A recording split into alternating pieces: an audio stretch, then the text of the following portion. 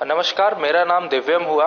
मैं शिक्षा विभाग के तरफ से आप लोगों को बीपीएससी की हुई सारी बहाली के रिगार्डिंग जितनी भी जानकारी है मैं अभी आप लोग से साथ साझा करना चाहूंगा। पहले तो मैं धन्यवाद देना चाहता हूं शिक्षा विभाग और बीपीएससी का, दोनों ने साथ में मिलकर इस पूरे बहाली को बड़ी ही दक्षतापूर्ण इसको करवाया गया।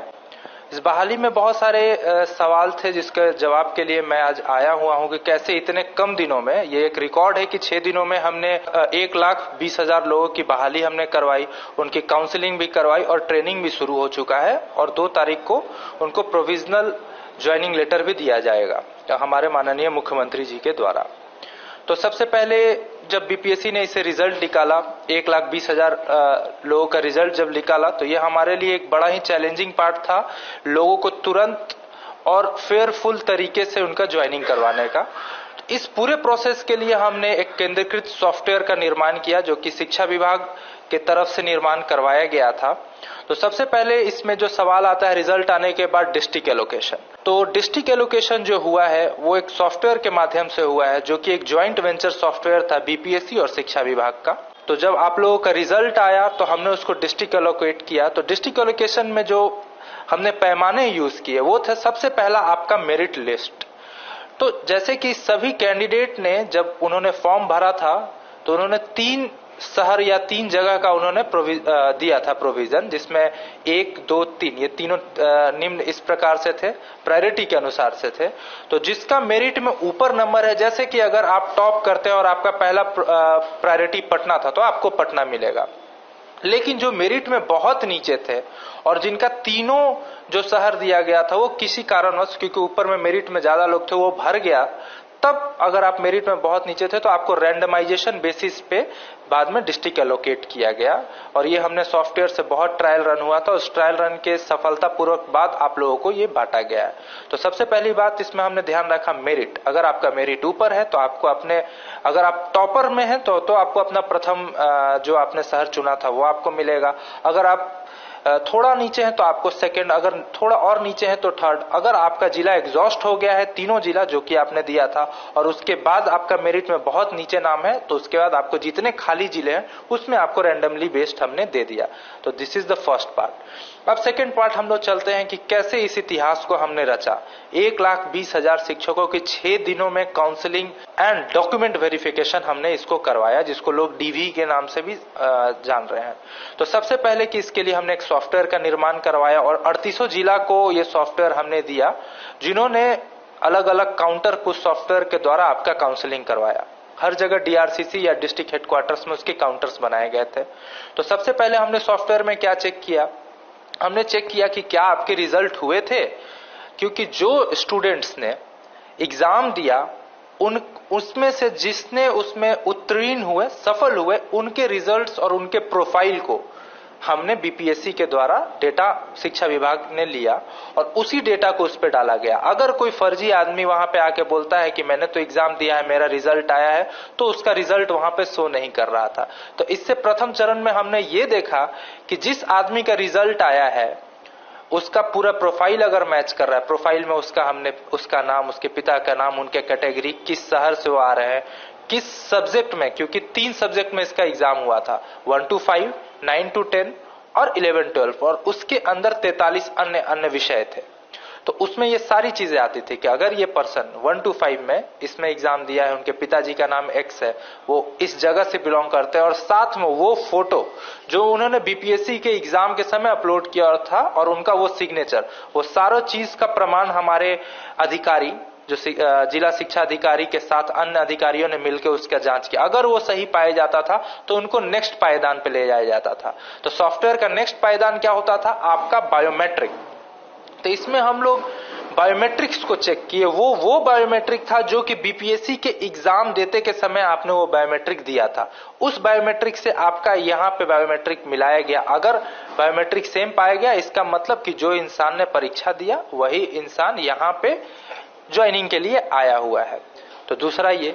तीसरा हमने ये सबसे पहले, ये आज तक रिजल्ट में कभी नहीं हुआ था, आधार वेरिफिकेशन। तो ये बिहार में एक पहला हमने लिया कि जितने भी कैंडिडेट्स आए जिनका रिजल्ट आया उसका तीसरा सिक्योरिटी चेक लगा, आधार वेरिफिकेशन। मान लीजिए कि कोई एक इंसान अजय नाम का है, वो जब इंसान आया, अजय नाम के तो बहुत सारे इंसान हो सकते हैं, तो वो आधार हमारा यूनिक आईडी है पूरे भारत में। तो क्या वो वही अजय है जिन्होंने एग्जाम दिया था, जिन्होंने बीपीएससी का फॉर्म भरा था? इसको भी हमने आधार के जरिए, आधार में मोबाइल ऑथेंटिकेशन के जरिए इसको हमने देखा। फिर चौथा स्टेप आता है डॉक्यूमेंट वेरिफिकेशन। डॉक्यूमेंट वेरिफिकेशन में हमने उस सारे डॉक्यूमेंट्स को आप से मंगवाए थे उत्तीर्ण छात्रों से जिन्होंने बीपीएससी पे अपना जो पुराना डॉक्यूमेंट अपलोड किया था। जब वो बीपीएससी में अपना डॉक्यूमेंट अपलोड कर रहे थे तब डॉक्यूमेंट में बीपीएससी का वाटरमार्क आया था। तो उन सारे डॉक्यूमेंट्स को हमने जो चेकलिस्ट था उससे मिलान किया। तो इसमें बहुत लोग थे जिन्होंने बीएड किया और 1 to 5 में जिनका सिलेक्शन हो गया, उनके वो डॉक्यूमेंट वेरिफिकेशन के लिए आए, उनको हटाया गया ना। 11-12 में बहुत सारे ऐसे अभ्यर्थी थे जिन्होंने स्टेट पास नहीं किया था बट समहाउ बीपीएससी के एग्जाम में उत्तीर्ण हो गए थे, वैसे भी लोग डॉक्यूमेंट वेरिफिकेशन में हटाए गए हैं। इन सभी का डेटा है हमारे पास, जरूरत आने पे अपर अथॉरिटीज के हिसाब से उसको पब्लिक किया जाएगा। तो इस तरीके से हमने बहुत लेवल पर डॉक्यूमेंट वेरिफिकेशन किया, जैसा कि एग्जाम के समय डॉक्यूमेंट वेरिफिकेशन का चेकलिस्ट दिया गया था, विभाग के द्वारा भी प्रसारित किया गया था। जब डॉक्यूमेंट वेरिफिकेशन हुआ तो उनका एक काउंसलिंग लेटर जारी हुआ था। उस काउंसलिंग लेटर में क्यूआर कोड ऊपर में था, आपने देखा होगा, ये भी एक नए तरीके का इनिशिएटिव था। तो आप लोग पूछना चाहेंगे कि क्यूआर कोड से क्या हुआ? तो क्यूआर कोड से ये हुआ कि जैसे ही स्टूडेंट वहां से 4 सिक्योरिटी चेक करके अब 5वां सिक्योरिटी चेक क्यूआर कोड से आया, तो उस क्यूआर कोड को हम लोग निकाल के वो लोग ओरिएंटेशन सेंटर अलॉट हुआ, तो वो अपने अपने ओरिएंटेशन सेंटर पे गए। वो उसमें वहां पे देखा गया कि क्या वो वही बंदा आया है जिसने वहां पे अपना लेटर जनरेट करवाया है, जिसने एग्जाम दिया था, जिसके नाम पे लेटर जनरेट हुआ है कि नहीं। हो सकता है आजकल फोटोशॉप का जमाना है, यहाँ तक कि जो हमने काउंसलिंग लेटर दिया था वो भी चेंज हो सकता था, बट क्यूआर चेंज नहीं हो सकता। ये क्यूआर कोड की खासियत है। तो जब वो अपने ओरिएंटेशन सेंटर पे गए, उनका क्यूआर स्कैन करवाया गया, और जब क्यूआर जब स्कैन होता है तो जो ओरिजिनल लेटर है उसका जो कॉपी है वो वेबसाइट पे दिखने लगता है, एजुकेशन डिपार्टमेंट के अधिकृत यूआरएल के वेबसाइट पे दिखने लगता है। तो उससे उस लेटर की मिलान किया गया। अगर तब वो सही पाया गया और उस लेटर, काउंसलिंग लेटर पर उस जो आदमी था उसके सिग्नेचर और फोटो दोनों था, तो उससे उसकी फोटो की मिलान की गई और देखा गया कि वो सही आदमी है, तब उसको ओरिएंटेशन प्रोग्राम में प्लेस किया गया। ओरिएंटेशन अन्य डाइट्स या होटलों या पीटीईसी में दिया जा रहा है। और फिर वहां से हमने ओरिएंटेशन का भी एक ऑनलाइन सॉफ्टवेयर, ये सारे केंद्रीकृत सॉफ्टवेयर था। अब जैसे ही वो गया तो वो एक दूसरा सॉफ्टवेयर आया जिसका उसने ओरिएंटेशन डिटेल्स आ गया। तो एक शिक्षक की जब से बहाली शुरू हुई थी, जब वो उत्तीर्ण हुआ, उसके सारे वेरिफिकेशन, उसके काउंसलिंग लेटर से लेके ओरिएंटेशन प्रोग्राम तक का हमने ऑनलाइन डेटा मेंटेन रखा। सारे डेटा एक दूसरे से सिंक थे, मतलब सारे डेटा एक दूसरे से चेक कर रहे थे क्या क्या वही आदमी है कि नहीं, ये वही बंदा है कि नहीं। तो ये टोटल 7 जगह हमने सिक्योरिटी चेक लगाया था। और उसी तरीके से हम लोग नए नए सिक्योरिटी चेक्स नियुक्ति पत्र में भी डालेंगे, जो कि 2 तारीख को आपको देखने को मिलेगा, जिस दिन माननीय मुख्यमंत्री नियुक्ति पत्र को बांटेंगे, लोगों के बीच में इसको बांटेंगे। अब हम लोग आते हैं कि स्कूल अलॉटमेंट। बहुत ही भ्रांतियां फैलाई जा रही हैं डिस्ट्रिक्ट्स में। बहुत सारे लोग हैं जो कि गलत गलत भ्रांतियां फैला के लोगों से पैसा ऐंठ रहे हैं, तो इन सभी के बातों में ना आए। ये एक पूरी तरीके से रैंडमाइज बेस्ड सॉफ्टवेयर के थ्रू स्कूल एलोकेशन हो रहा है। अभी हम लोग डिस्ट्रिक्ट से स्कूल वाइज रिक्तियों की मांग की है, वो भी सॉफ्टवेयर के थ्रू हो रहा है। तो सारे डिस्ट्रिक्ट स्कूल वाइज रिक्तियां, सब्जेक्ट वाइज रिक्तियां अभी हमारे पोर्टल पे अपलोड कर रहे हैं, जिसको हम लोग हेडक्वार्टर्स में, मतलब कि सचिवालय में हमारे 6 डिप्टी डायरेक्टर और उनके साथ अन्य टीम बैठ के उन सारी रिक्तियों की डबल वेरिफिकेशन करेगा। और जब हम इससे संतुष्टि पाएंगे कि हमारी जितनी रिक्तियां स्कूल में थी वो सारी सही हैं, उसके बाद स्कूल वाइज लोगों का हम लोग सॉफ्टवेयर के थ्रू प्लेसमेंट करेंगे। और ये एक रैंडमाइजेशन के थ्रू होगा, जिसका एल्गोरिदम भी आप लोगों को जब स्कूल का बंटवारा हो जाएगा तो आपको पब्लिक कर दिया जाएगा। तो इसमें सबसे पहले तो मैं बताना चाहता हूं कि मानव का, मतलब ह्यूमन इंटरफेरेंस जिसको बोलते हैं, मतलब मानव का दखल अंदाजी इसमें कहीं नहीं है। सारी चीजें सॉफ्टवेयर से बनाई जा रही हैं, और वो जो सॉफ्टवेयर होता है वो भी रैंडमाइजेशन बेसिस पे या कुछ सेट पैरामीटर्स पे चलता है। तो छेड़खानी करना बहुत ही मुश्किल है, ना के बराबर है।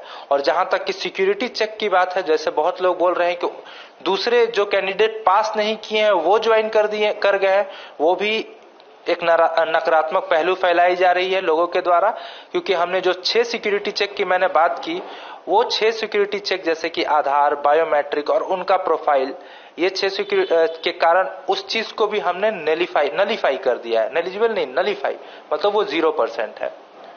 और मुझे लगता है इसके साथ मैंने जितने भी चीजें चल रही हैं मार्केट में उस चीज को मैं यहाँ पर समाप्त करता हूँ। ये बहुत ही कम दिनों में 1.5 लाख लोगों का हमने रिजल्ट निकाला। मतलब बीपीएससी को मैं इसके लिए बधाई देना चाहता हूं। और उसके बाद मैं शिक्षा विभाग को बधाई देना चाहता हूं कि रिकॉर्ड 6 दिनों में दिन रात हमने मेहनत करके 1,20,000 लोगों का हमने ऑनलाइन काउंसलिंग करवाया। डिस्ट्रिक्ट में उनको हमने कॉलेजेस के साथ टैग किया, उनकी ओरिएंटेशन करवाई और कुछ दिनों में ही अब हम उनका सॉफ्टवेयर के माध्यम से स्कूल अलॉटमेंट भी करेंगे। तो सबसे पहले तो मैं आश्वस्त करना चाहता हूं कि ये जो पूरा प्रोसेस है सॉफ्टवेयर के थ्रू है, तो इसमें किसी तरीके की गड़बड़ी नहीं की गई है। और आप लोग बेचैन ना हो, आप लोग बातों में ना आए, आप लोग अफवाहों में ना आए। अगर आपको किसी चीज की जानकारी चाहिए, ऑथेंटिक जानकारी चाहिए, तो विभाग का, शिक्षा विभाग का अपना कमांड एंड कंट्रोल सेंटर है, जिसमें हम लोग जितना भी शिक्षा विभाग से रिलेटेड क्वेरीज, प्रॉब्लम, उन सभी चीजों का समाधान करते हैं।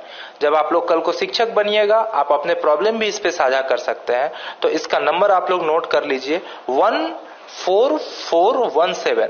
अगर आपको नियुक्ति के लिए या शिक्षा विभाग से जुड़े अन्य या किसी भी अन्य शिकायतों या क्वेरीज को आपको जानना है, तो अफवाहों में ना आए, इस नंबर पे कॉल करें, आपको इसकी सटीक जानकारी दी जाएगी। धन्यवाद।